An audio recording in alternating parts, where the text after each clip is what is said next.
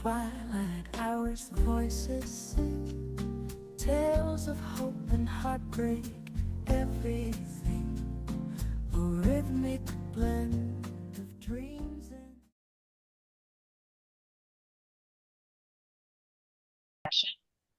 research, practice, partnership in music education. I'm now presenting our speakers. Dr. Adriana Díaz-Donoso is a music assistant professor and director of music education at New York University, a Peruvian-born scholar and Fulbright recipient. Her research advances equity and access to music education for young children and minoritized communities. Through empirical research and community partnerships, she examines how bilingual music programs foster community building and cultural sustainability among Latinos. Her work challenges dominant narratives in early childhood music education and highlights the benefits of high-quality programs for the diverse communities across cultural contexts. She holds master's and doctoral degrees in music education from Teachers College, Columbia University, with a concentration in early childhood education and developmental psychology. We are also welcoming here Andrea López Salazar. She is an international speaker, researcher, and language educator pursuing a PhD in counseling with a concentration in Latino mental health and at Teachers College, Columbia University. Her work explores the intersection of mental health, education, and language, with a focus on culturally responsive practices that support first-generation college students, drawing on experience in nonprofit and higher education settings. Andrea speaks on college access and success, language learning and teaching, music education, and student mental health. In her spare time, she enjoys playing the piano, learning new languages, and spending time with family and friends. Lou Chen is the CEO of Intempo, a Stanford-based nonprofit that teaches multicultural and classical music to children from immigrant backgrounds. He previously founded and led Trenton Arts at Princeton University. Lou serves on the Princeton University Concerts Committee, the Board of Trustees for Young Audiences in New York and Eastern Philadelphia. The board of the Advisors for Princeton Arts Alumni and the Stanford Stars and Culture Commission. A conductor, pianist, violinist, and violist, he graduated summa cum laude and Phi Beta Kappa from Princeton with a degree in music, where he received multiple awards for leadership and artistic achievement. So welcome you all. We are happy to have you here. Hello, everyone. Are you able to hear me better? I just want to make sure that I know that the voice was breaking out a little bit. So if you can give me some thumbs up if you're able to hear me clearly. Okay, great. Thank you. Fantastic. So, well, good morning again. And thank you for being here. We're excited to share our experiences working in responsive research and practice partnership grounded in community cultural wealth. We represent different roles within this partnership. Lou, if we can go back to the previous slide, please. Thank you. So I am a music educator, researcher as a university professor, as Patricia mentioned. Andrea is a researcher with experience in higher education, also program evaluation and impact. And Lou is an organizational leader and practitioner who has taken on the role of Intempo as Intempo CEO since last year. So this diversity of perspectives, we believe, is one of the ingredients that makes research practice partnership powerful. The three of us are currently working in the US in what's considered the tri-state area here on the East Coast. I am based in New York City, and Andrea and Lou are in Connecticut. So since ISME is an international organization, we wanted to ask you if you could put in the chat where you're joining us from, your country of origin, and also your current roles. Are you a practitioner? Are you a researcher? Are you working as a music teacher in a community-based organization, in a school? So we would like to know a little bit more about you. We have allocated question and answer Q&A section at the end, but feel free to ask, as Patricia said, ask questions or comments in the chat, and we will get to them at the end. So can we go to the next slide, Lou? Thank you. So the objectives for today are first to explore how community cultural wealth manifests in a community music education setting, informing more inclusive and culturally sustaining and responsive music education practices. A second objective is to illustrate how research practice partnership can generate real-world impact and help expand access to meaningful musical experiences based on research evidence. So we'll talk about not only what we learned, but also how we work together across research and practice to support students and families. So thank you. So we'll begin by sharing how this partnership started. Then we will describe the study we conducted together during the pandemic. We will share key findings, and then Lou will share a little more about Intempo's mission, their current work, and we will close, as I said, with lessons learned and recommendations for educators, researchers, and organizations at large. Next slide, thank you. So this partnership began during the early months of the pandemic, when many families were navigating uncertainty and isolation. Andrea was deeply interested in supporting her local community in Stamford, Connecticut, and saw an opportunity to use her research expertise as a way to understand the experiences of families attending Intempo, and that way strengthen through research evidence the work that organization was already doing. Andrea is not a music educator, but she grew up playing instruments and is passionate about music making. And she had heard about the beautiful work that Intempo was doing in the community. So she reached out to the founder and former Intempo CEO, Angelica Durrell, and discussed ways to partnering to support Latinx community development. So this work started as pro bono collaboration, but it quickly grew into meaningful research practice partnerships thanks to the funding from the American Education Research Association, a special call for projects focusing on COVID-19 and systemic racism, which Andrea was able to secure. We go to the next slide. So next slide. Thank you. So through this funding, Andrea was able to bring together an interdisciplinary team of Spanish-speaking researchers, including myself, who at the time was a professor at TC, and Patricia Olivas, who was a doctoral student in curriculum and teaching, and she was conducting research focused on Latinx communities. So this collaboration is what gave rise to the Beyond Music study. You might wonder how a study conducted during COVID-19 pandemic remains relevant today. So while this context we know is unique, many of the lessons we learned we consider timeless. Families demonstrated resilience and cultural knowledge that continue to shape how students learn and how organizations can respond to future challenges. And we believe that as education systems continue to recover from the pandemic and prepare for future disruptions, our arts organizations must be reimagined, not simply as service providers, but as collaborative partners that support care, cultural relevance, and equity. Next slide. Thank you. So to help ground our discussion, I'm going to briefly describe the context in which the study was conducted.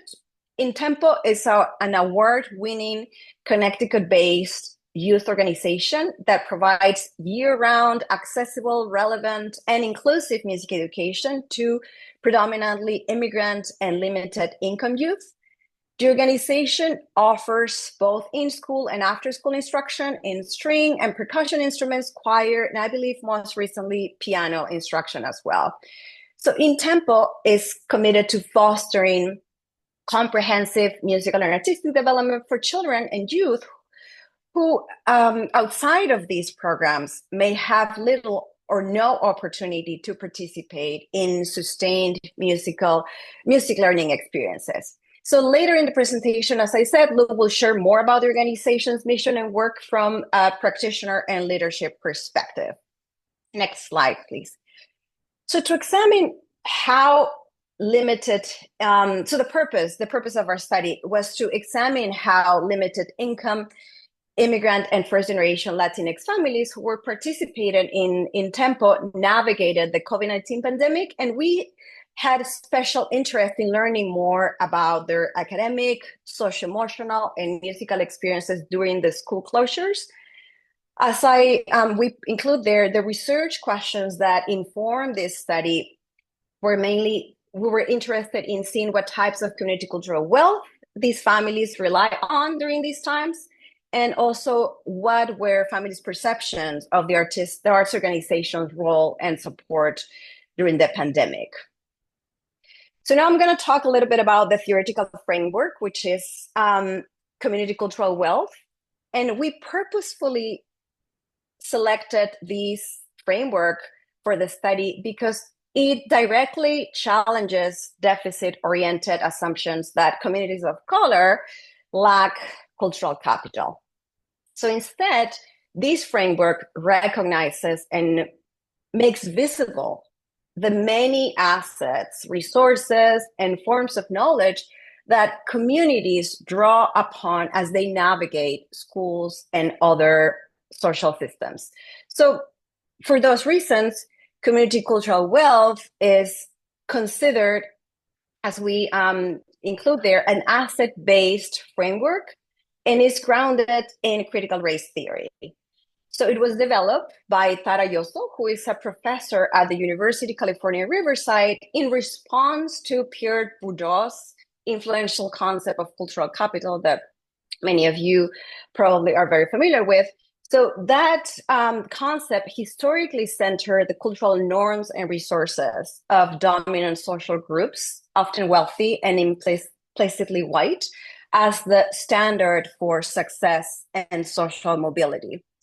Next slide, please. So with community cultural wealth, we are able to reframe Bourdieu's perspective by affirming that communities of color possess a rich array of knowledge, skills, abilities, relationships, and social networks. So these resources are strengths that family actively mobilize to survive, succeed, and resist structural inequalities, as Andrea will be sharing later in this presentation. So this framework includes 6 forms of capital that you can see on the slide. The first one is aspirational capital, is this ability to maintain hopes and dreams for the future, even in the face of real and perceived barriers. Linguistic capital refers to skills developed through communication experiences in more than one language, including the ability to communicate via visual arts, music, and poetry. Familial capital refers to the cultural knowledges that are nurtured among familia, among the families that carry a sense of community, history, memory, and cultural intuition. So social network helps us understand the networks, so identify the networks of people that that people have, and also their community resources. And then also navigational capital are the skills of maneuvering through social institutions, including educational spaces. And finally, resistant capital refers to the knowledge and skills fostered through oppositional behaviors that challenge inequality and the status quo. So my colleague Andrea will continue now sharing the methodology of our study. Okay, thank you so much, Adriana. Before I get started, I just want to make sure everyone can hear me because I know you were having some tech issues at the beginning. So okay, thumbs up. All right. So good morning, good afternoon, and good evening. Thank you so much for joining us from wherever you are right now. Um, it is so great to be here.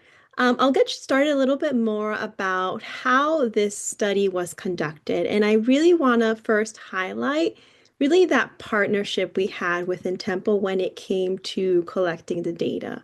I think we really understood our positionalities as researchers, not really having much of a relationship with families. So we really wanted to kind of leverage the relationships in Temple did have with their families to be able to kind of collect the data that we needed to.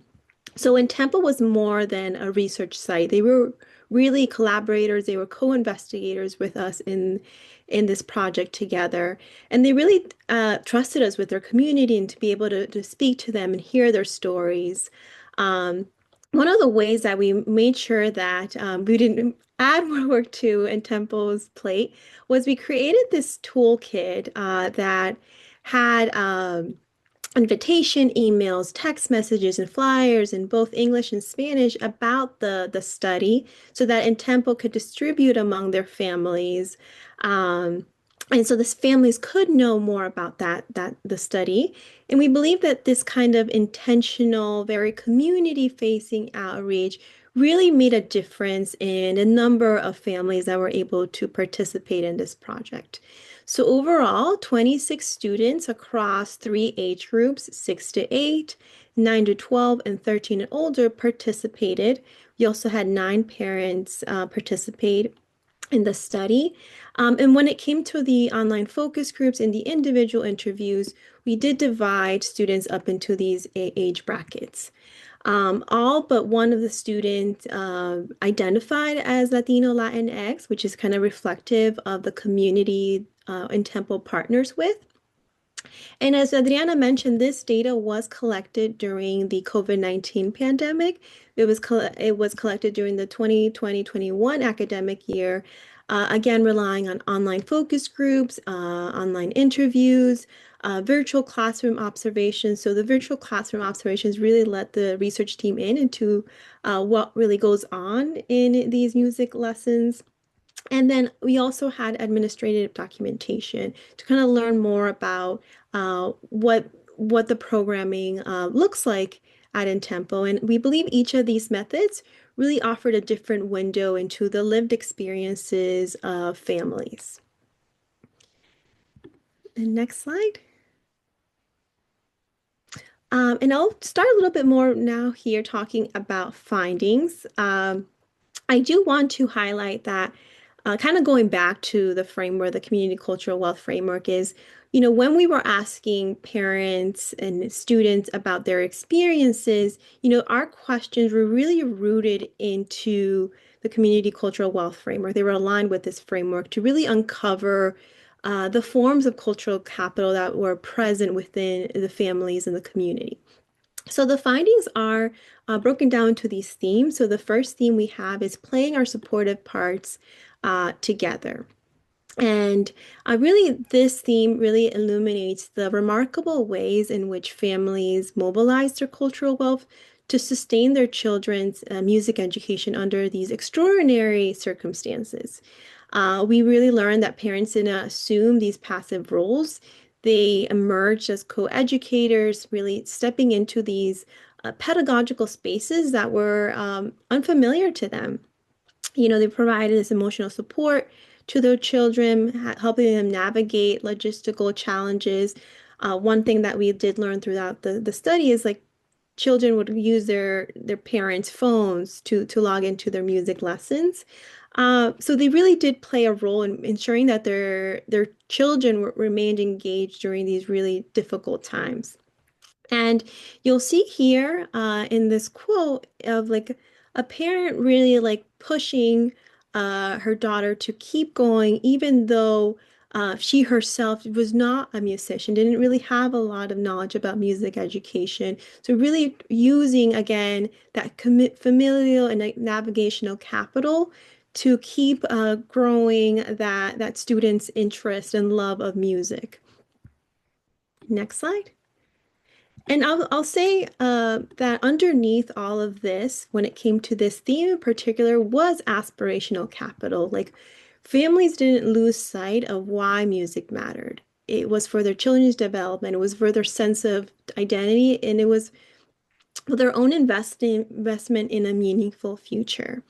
We heard lots of beautiful stories, and there's one story particularly where one child was so motivated to learn the guitar just to be able to surpass her father's guitar skills. And so we believe this example really speaks to that intergenerational transmission of aspiration, that community music education at its best has the power to cultivate and sustain. So now moving on to the second theme, which is learning and adapting together. And again, when you are using the community cultural wealth framework, you are acknowledging the strengths that families bring, but you also want to take into consideration some of the barriers, some of the challenges that are happening, right? So again, some of the barriers that we saw, particularly when it came to learning a string instrument, was this technology access, so students not being able to really have the proper equipment to be able to log into their classes. Home environments also presented additional challenges with distractions disrupting focus across all these age groups.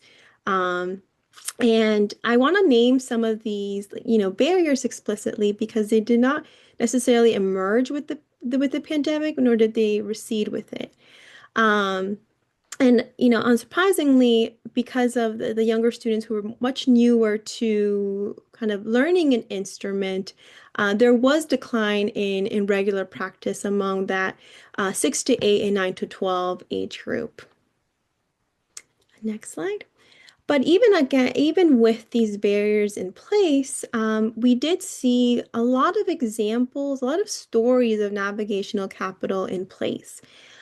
We saw the ways that parents and students developed these really new technological abilities out of necessity, all in service of kind of maintaining access to really learning music. So they acquired proficiency with Chromebooks, establishing email accounts and navigating these digital platforms that were like somewhat unfamiliar to them. And like I share that like the younger students being more kind of newer and to the music world, it was harder for them to kind of practice because they didn't really have the kind of the more of the expertise and the knowledge that the older students had. So for older students particularly, like this period of being at home and trying to figure things out on their own led to them really developing the independent skills, relying on their musical skills to become musicians.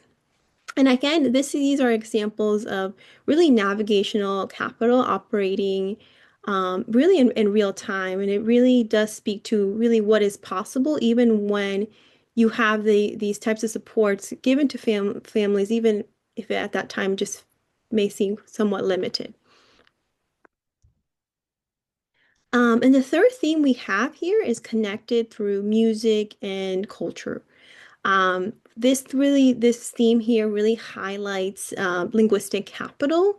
And if you recall from Adriana's prior slide, linguistic capital really refers to the skills that come from communicating in more than one language, music making. And what this theme shows us is that for the students of Intempo, Spanish really wasn't just a language. It was this bridge to cultural identity, heritage, and belonging. Teenagers were able to really articulate how playing repertoire in Spanish deepened their connection to their roots. Younger students weren't able to necessarily articulate that, but they could really articulate that there was something familiar about playing music in their parents' home language, that it felt a little bit more like home. And we have this quote here of a younger student from the 9 to 12 group really sharing how he's from Guatemala, but wanted to learn songs from Peru and Ecuador. So music was really expanding who he was and where he belonged in the world. Next slide. And I think kind of highlighting more of aspirational capital here. And again, for families, music became something even deeper during COVID-19, became an anchor, a source of hope and normalcy in a deeply uncertain time. So parents really observed how their children really observed their children really finding resilience through music when so much had been disrupted. So music really kept this sense of routine alive, and then this hope that things would change eventually. And our last theme is really focused on Intempo as a trusted hub beyond music. This theme really illustrates that the conditions for enabling community cultural wealth to flourish are deeply relational. We really learned that the relationships with between Intempo and the families are so much more than transactional, are so much more than music lessons. The families consistently during the interviews and focus groups would really speak of Intempo as this trusted anchor, a space where they could surface their concerns, a space where they could ask for guidance and really find this emotional support beyond their children's music lessons. And really what emerged in these focus groups was this profound sense of gratitude. They were just so grateful for what the organization was doing during these difficult times. They were grateful for staff that were consistently available, who listened and who actively worked to keep families from becoming, as one parent put it, paralyzed by the uncertainty of the moment. So this is something that we really did see of parents really using that social and navigational capital that they had within Tempo, and really being able to have a lot of gratitude towards it. Next slide. So now speaking a little bit more about some of the tangible interventions. So we really saw how in Tempo, again, with this theme of a trusted hub beyond music, in Tempo providing online tutoring, financial assistance, donating technology and referrals to food assistance resources. We really saw in Tempo really being deeply attuned to the material realities that families were navigating. And I believe that one parent's words here really captures that so well. That she described this feeling of not really navigating this pandemic alone. That quality of trust was so important, and it was intentional, it was sustained, and it really did show that, as the parent put, that they were not alone in the pandemic, especially when it came to really occupying these different roles with their children.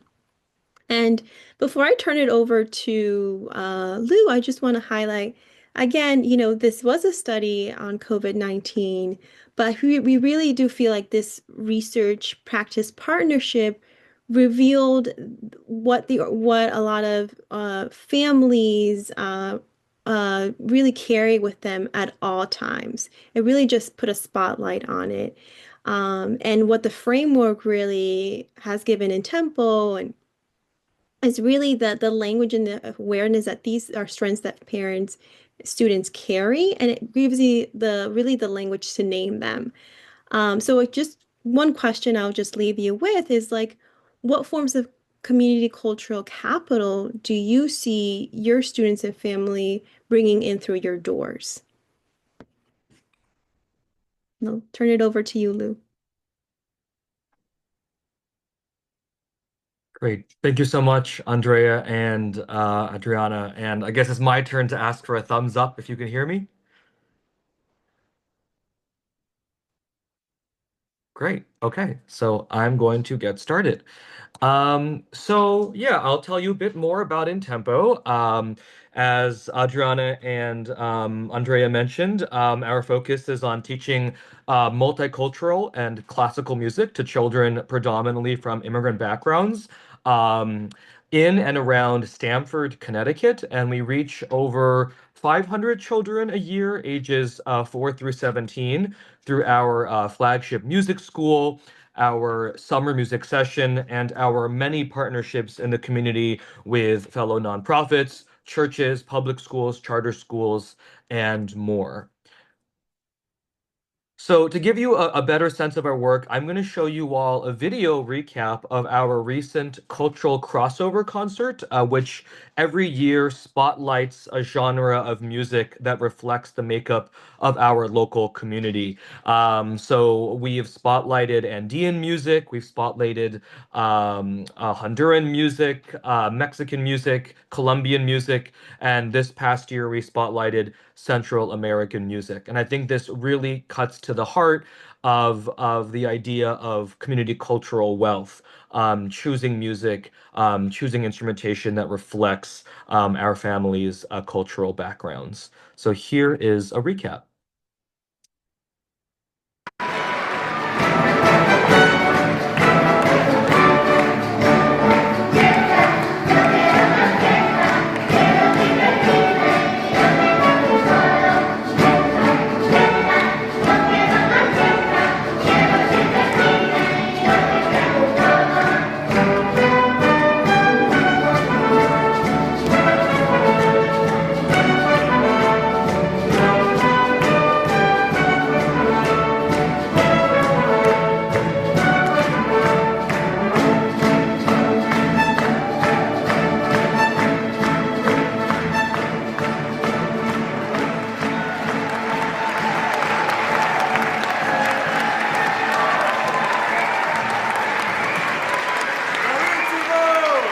So to give you some more context, that event brings together over 100 of our music school students and students from the Norwalk Youth Symphony, which is a very selective youth orchestra in the area, from which our founder, Angie Durrell, graduated actually when she was a child. I'll highlight one other aspect of this concert that I think really elucidates Andrea and Adriana's research. This notion of what the families bring to the table. They invest so much time in this concert. There are volunteers, they're providing snacks, they're chaperoning, they're ushering. But more importantly, I think they really contribute to the palpable sense of excitement and life that defines every concert we've held for the past 10 years. We had a new donor to InTempo who had never been to one of these concerts, who does not reflect the cultural makeup of our students, who wrote me afterward to say that as much as he was impressed by the performers and the staff, which he knew he would be, he was most impressed by the audience and the dynamism that they brought, that in turn allowed other members of the audience who were not as familiar with the music to feel really accepted and energized by the music. So I'll talk for a bit about the impact that the research had on InTempo. I would say that, from the very beginning, there have been key tenets embedded in our DNA because of our founder, Angie Durrell. And I think chief amongst them was the importance of centering our families. But I think the research really hammered home the extent to which this is very special to InTempo and something that we should not lose sight of. So we have a constant, feedback loop with our families. Whenever they come to InTempo, someone's asking them how their child's lessons are going. We're always asking them what other supports we can provide. Some of our newer programs, for example, a literacy coaching program, arose out of conversations with our parents. We're currently embarking on a new financial aid policy that we're writing in consultation with our families. So every decision we make at Intempo either comes out of informal conversations with our families or in very close consultation with them. We know that they are our most important asset. The research has also given us increased legitimacy with major funders. Those of us in the nonprofit practitioner space know that the kinds of stories and anecdotes that might move us are not so compelling to major funders who would rather see research-backed conclusions and data. And so the fact that we're now able to point to this research in grant narratives, for example, or in donor site visits, for which we've created a brochure based on this research that we can hand out to donors, it makes a big difference in giving legitimacy to the work that we do so naturally. And in a similar vein, it's also given us a vocabulary with which we can discuss the significance of our work. Community cultural wealth was not a turn of phrase that I was familiar with prior to coming across this research, and now it's something I use quite often. And I think, the beautiful part of academia, from my experience working in higher ed for about 6 years, is that, scholars at their best are able to give language to very inchoate, amorphous concepts. And I think the notion of community cultural wealth has done that for us. It's also really given direction to our recent strategic planning process, which was a months-long process chaired by one of our board members that culminated in a unanimous vote propelling the organization forward for at least the next 3 years. But the research really grounded the board and the staff in what made Intempo so important to our families. It underscored the importance of continuing to offer culturally responsive programming and pedagogy. So not only teaching Western classical music as we do, but also Latin American music that reflects our family's cultural makeup. So in addition to the aforementioned cultural crossover concert, we teach guitar, percussion, and perhaps most interestingly, the charango, which is a 10-stringed Andean lute instrument. And we're the only school on the East Coast that we know of that teaches it. So recognizing that as part of our secret sauce and doubling down in our strategic plan. Also, understanding the importance that came up in the research of bilingual resources. It makes a huge difference to our families that all of our family-facing program staff are fluent in both English and Spanish, and our families are able to be more vulnerable with our team as a result of that. The research has also informed our decision making around programs. So on the one hand, what programs to say yes to, and on the other hand, what programs to say no to, that kind of fall outside the scope of the the community cultural wealth concepts that we were illuminated in the study. So, for example, programs that we feel don't center our families enough or don't take into account the assets they bring to the table. And then finally, and I think maybe most profoundly, again, those of us who work in the nonprofit space know that for major funders who don't really see this work up close, it can be tempting to frame nonprofit clients as dispossessed, helpless families who, without the nonprofit, would be lost in the wilderness, and it kind of perpetuates this savior complex that I think is still pervasive in the nonprofit funding industry. And I think what I really appreciate about this research is that it brought to light the many, many ways in which our families are meaningful stakeholders in our work, the many, many ways in which our program would not exist without their incredibly dynamic and meaningful engagement. I mean, they play as large of a part in the sustaining of Intempo's programming and unique culture as the staff and the board. So what's next for Intempo? I want to kind of mention a few things, not by no means all encompassing, but that I feel reflect the impact of the study. So to begin with, we are in the process of launching our groundbreaking artist in residence program. So this was facilitated by the donation of a rare Italian violin worth close to $100,000. And our first instinct, being a rinky-dinky nonprofit, was to sell it and pocket the money and balance the budget for the year. But after conversations with students, after witnessing how they responded to near-peer mentors, um, in a sense, in essence, young musicians not too much older than them who played a very high level, we decided to loan the violin for a period of 2 years to a rising young violinist who would in turn mentor our students through master classes, coaching, and performances.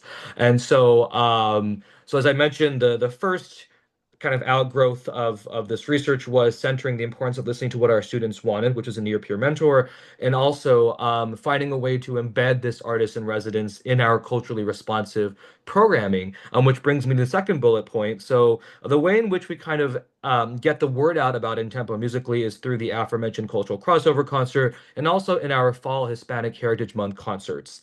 And programmatically, these are informed by our families and students. They're often suggesting songs they would like to learn that are informed by their own culture, songs they grew up listening to. When we did Fiesta at the recent concert, so many of the families were singing and clapping along. But also with the artists in residence, embedding them in these concerts, understanding that to be in residence at Intempo, even if you're not part of the cultural makeup of our families, is to understand this culture with time and with intention. And there's no better way to do that than through music and being a part of these concerts. And I think I can speak from personal experience as an Asian American who is not Latino, but has really gotten to know our families by participating in these concerts, primarily as the conductor. Another kind of next step for Intempo that's come out of the research is centering youth voice, something that I've been talking about already. But to mention kind of two or three more examples, we were recently selected as a member of the pilot cohort for El Sistema USA's Youth Development Initiative, which will enable a handful of our students to spend a week-long retreat at Kinhaven Music School in Vermont and talk about ways to concretize youth voice at their home organization. Youth students at Intempo have also participated in very high-profile job searches for Intempo. So some of the most intense grilling I got for this job was from two of our students, and we recently filled a major education manager role with the participation of some of our most involved students who not only interviewed every finalist, but also participated in a 2-hour discussion with the staff about the best candidate. So, really recognizing that our youth are an asset, and that even in the future, we may appoint one student to be on the board of directors, so that whenever a board member asks me what a student thinks about some new program at Intempo, instead of kind of fumbling my way through a secondhand hearsay response, we can ask the student to speak up on behalf of the community and develop them not only as recipients of the musical knowledge we're imparting, but also in turn like leaders of the organization. We also want to increase enrollment and prioritize affordability. I think two things that go hand in hand. You'll notice in the research that during COVID, Intempo really stepped up for our families, provided them with computers. Our founder, Angie Drell, offered to pay for groceries for our families. And so, really meeting our families where they are. And I think there is no more important way to do that than through affordability. And our tuition is already highly, highly subsidized. They're paying a small fraction of the cost it actually costs us to enroll their student. But we're moving towards as close to a tuition-free structure for our at-need families as possible. I think another important thing to highlight is that in Tempo, as much as we do a lot of things, and we do a lot of things spanning music education to literacy coaching to homework help to college readiness, we cannot be everything for everybody. And there are other nonprofits in the area that do tutoring better than us, do college readiness better than us, do immigrant support better than us. And so nestling ourselves within a growing community of care, recognizing that our families seek seek out support from us, but also from other organizations, and how can we work with those organizations to support our shared families. And we're currently embarking on a grant proposal that would enable us to do that in a way that would support our immigrant families in particular. And then, this experience with Adriana and Andrea has been so positive that we would love to explore future research collaborations. Their research was focused on the COVID pandemic and the stressors that created on our families. But I don't need to, say too much about the stressors that you can imagine our families are currently facing, given all that's happening in the world and that how that might affect the notion of community cultural wealth or how that is manifesting in what is a very challenging time for them. So we would love to kind of continue this partnership with like-minded collaborators such as Andrea and Adriana, which then I think brings me to my final slide about takeaways for fellow practitioners. So a bit of background into my career. Prior to this, I worked at Princeton University for 6 years, running an arts education program embedded in the Department of Music. I also worked very closely with the Program for Community Engaged Scholarship, which basically facilitates opportunities for undergraduate, graduate, and graduate students and faculty to do research on behalf of some nonprofit organization in the area or some practitioner. And I know firsthand that these relationships can be very fraught if not done correctly. And so I think most importantly, the relationship really has to be grounded in mutual trust and respect. I think too often these relationships are kind of extractive. I might even turn them like a drive-by approach to research where the researchers come in kind of very in a brute force way, interview everybody, and then disappear. And everyone feels kind of like they've been used. But in this case, I think Andrea and Adriana really understood the strengths that Intempo brought to the table, and really took our concerns seriously. Andrea mentioned the toolkit they made that kind of, got our families up to speed about the research. They onboarded all the family-facing staff about what the process would entail. They were very communicative about what the research would take and what we were asking for our families. And so it was definitely not a drive-by approach to the research. And I think in a similar vein, when they interviewed our families, they did so in a way that was culturally responsive, which is critical, right? I mean, they interview the families in Spanish, which was a huge asset. I think Andrea's background in psychology also enabled her to be a really attentive and generous listener. Similarly, Adriana's background in music education, working with children. I think there are a lot of ways in which those interviews could have gone badly if someone who were not familiar with their families or their cultures kind of just came in and asked them 10 questions in a very kind of clinical, maybe corporate way. But Adriana and Andrea did so deeply, with deep empathy and understanding. And I think that is reflected in the uncommon honesty of the respondents' answers that we showed you a few of. And finally, there was an ongoing check-in process, constant meetings around what the next steps were, how we could help each other. And that has actually continued since the research concluded a few years ago. So this presentation came about because Andrea and Adriana have since been in touch, updating us about their findings, about papers that have been published, about a recent article that Adriana wrote for Mercury News about Bad Bunny that cited us, that led the way to this. So, I think there's no better example of their commitment to Intempo than the fact that 4 years later, they're still involved. They still care about our work and have been so generous with me, the new CEO, who wasn't even around when this research was concluded, but so generous in onboarding me into their findings. And so now I'll pass it over to, I believe, Adriana. Yes. Yeah. Well, thank you so much, Lou. Would like to end this presentation by offering a few recommendations for educators, researchers, and community organizations working in music education and beyond. As Lou said, we encourage educators, researchers, and organizations to recognize, acknowledge, and build upon the cultural wealth that families already possess, he mentioned that too often programs are designed from a mindset of trying to fix or save communities. And then we believe that the evidence of this study remind us that families bring all this knowledge, resilient relationships, and cultural traditions that are powerful powerful resources for learning. So the role of organizations should be not to replace those resources, but to honor them and build from them.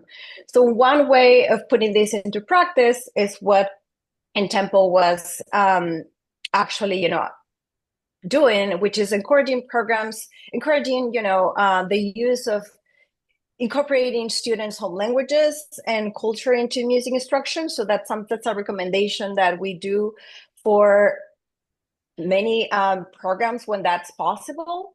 Language is not, we know from research, the language is not just a tool for communication, but it's a source of identity, belonging, and trust. Because when families can engage in their preferred language, participation increases, relationships strengthen, and programs become more welcome and inclusive.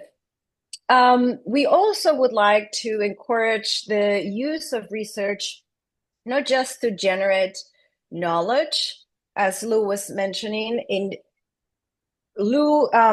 Research helps inform practice. Lou mentioned how some studies have this touch and go interaction with organizations, and we believe that through these research practice partnerships, it's possible to find ways to expand access to arts education in general. Of course, music education, but arts education as well.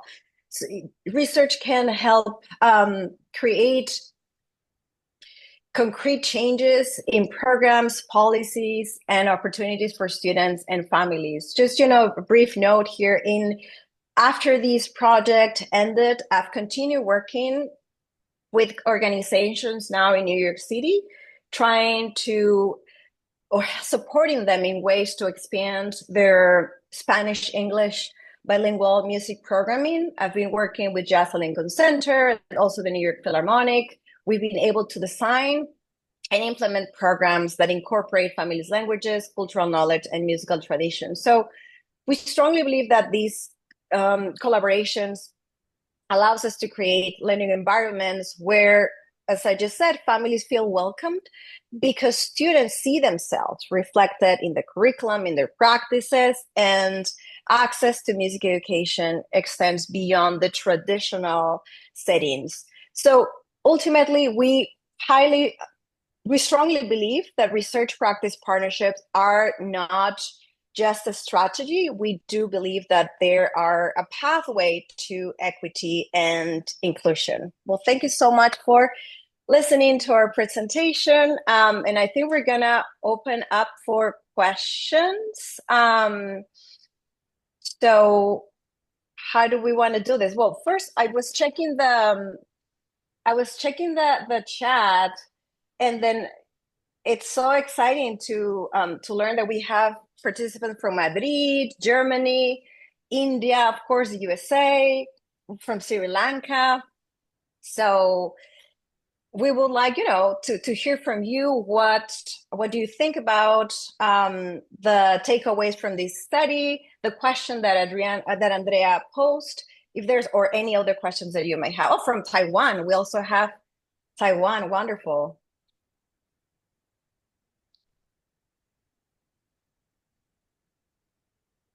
So Patricia, how do you want to do this? Or Ryan, if you're still there, usually, people can ask questions, raise their hand, or put questions, from Jamaica, for instance, in the chat.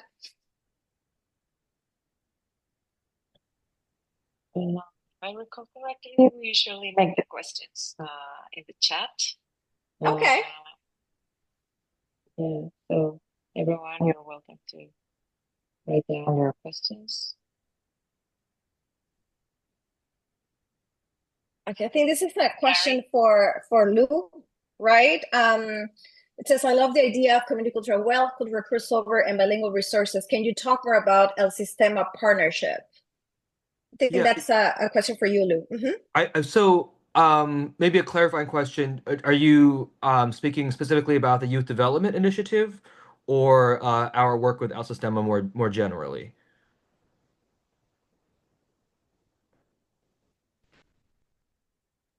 More generally, it More says. generally. Yeah. Mm-hmm. So I have personally, I have a long uh, history with El Sistema. I actually was so when I was a student at Princeton, and during my senior year, Gustavo Dudamel, incoming New York Film director, leader of El Sistema, was in residence at Princeton, and I actually participated in a conversation about El Sistema alongside him and my colleague in the field, Ann Fitzgibbon.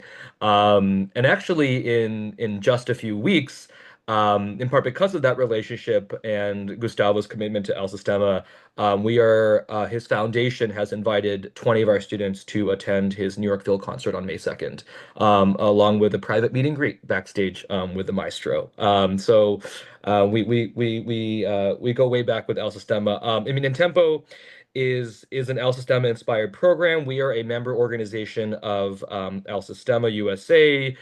We will be sending our volunteer coordinator, who is himself an Intempo alumni, to Houston for their conference next month to speak on a panel about youth development and career readiness. We have also participated in the Yola National Symposium, which is a partnership with El Sistema. It's actually where I met Angie Durrell many years ago, was when she presented at that symposium.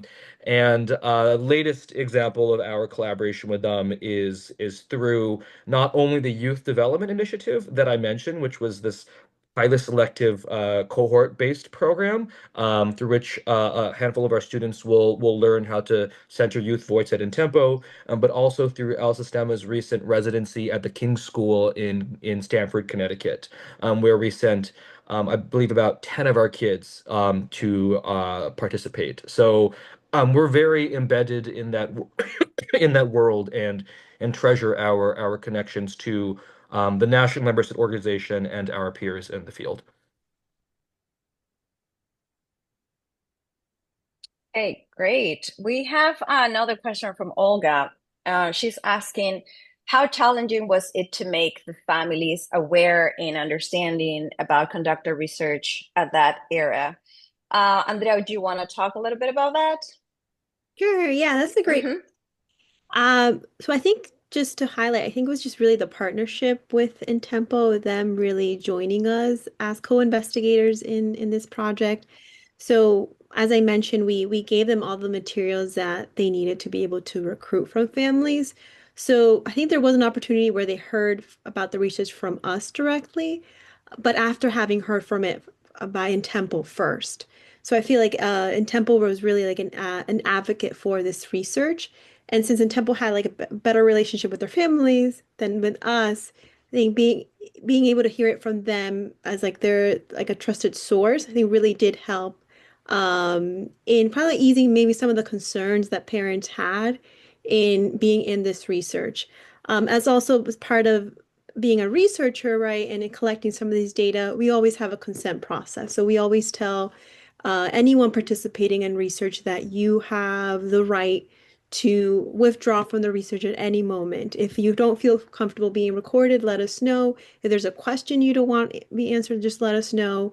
We are working here together in this space. So I think it's really that partnership, and then also reassuring to the families that they don't really have to do anything that they're not comfortable doing.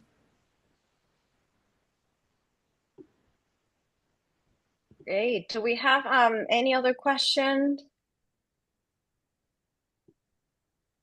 Feel free also to unmute if you want to ask the question directly. I think that's an option. I don't see more questions in the chat. Well, thank you. We have another question from Veronica. You mentioned hope for the aspirational dimension when we were talking in the findings. I engaged with hope for my PhD. Did you have a look into literature about hope or hope theory? That's something that you mentioned, Andrea, in one of the findings. No, I don't think we were, yeah, I think we mentioned aspirational capital as part of the community cultural wealth framework, but no, we actually did not look into the literature about hope theory, but thank you for letting us know about it. I definitely look into that. Many thanks from Yvonne, joining from Dublin, Ireland, working in music education. Oh, someone is just sharing. Hi, Yvonne. Good to see you. So any other questions that we can address? Well, I don't think we have any other questions. So well, thank you everyone for being here. I know that Patricia, let me just see here. Thank you so much for sharing such significant information. Yeah, well, Ryan, do you know if we will be able to, if you want to learn more about the study, if you want to get in contact with us, our emails are not there, but we're happy to send our information later. I don't know if it's possible, Ryan, to get everyone's email or how you usually do this. How do you usually, get access to the information from participants on these sessions? Do you have any input on that? Yes, first I wanted to thank you all for presenting, Andrea, Lou, and Adriana. Just a wonderful session. And we can send out any information to the participants that you wish, including the PowerPoint. And the session itself will also be posted on YouTube. So I will send out that link to all the people that have registered. And we have your emails from when you registered for the Zoom session. So we'll send it out directly to those. Okay, wonderful. Well, thank you so much for having us. You're quite welcome, and thank you for joining us and all of this craziness that we're going through with the early bird registrations. And we're excited that we can offer such a great opportunity to ISME members and beyond.